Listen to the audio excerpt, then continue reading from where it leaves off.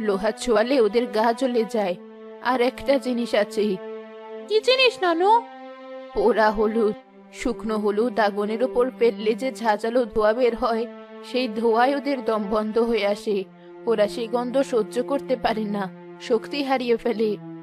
লোহা আর পোড়া হলুদ, ব্যাস এটুকুই? শুনতে সহজ মনে হচ্ছে, কিন্তু কাজটা কঠিন মিনা। শাকচুন্নির আস্তানায় গিয়ে এই কাজ করতে হবে। তার চোখের সামনে দাঁড়িয়ে কে যাবে ওই মৃত্যুর মুখে? আমার তো খুব ভয় করে। আমার ছোট ছোট ছেলে মেয়ে আছে। আমিও এসব ভূতের কারবারে নেই। তার চেয়ে বরং আমরা অন্য গ্রাম থেকে জল কিনে আনবো। ছি, তোমরা পুরুষ মানুষে এত ভয় পাচ্ছ? নিজের গ্রামকে বাঁচাবে না? ঠিক আছে, কাউকে যেতে হবে না, আমি যাব। মিনা, তুই কি বলছিস? তুই একরত্তি মেয়ে, তুই যাবি ওই ডাইনির ডেরায়? আমি তোকে যেতে দেবো না।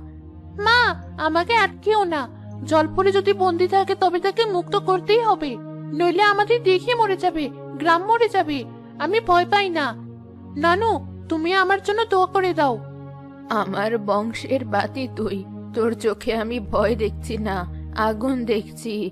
যা দাদু ভাই, সৃষ্টিকর্তা তোর সহায় হন, তুই পারবি।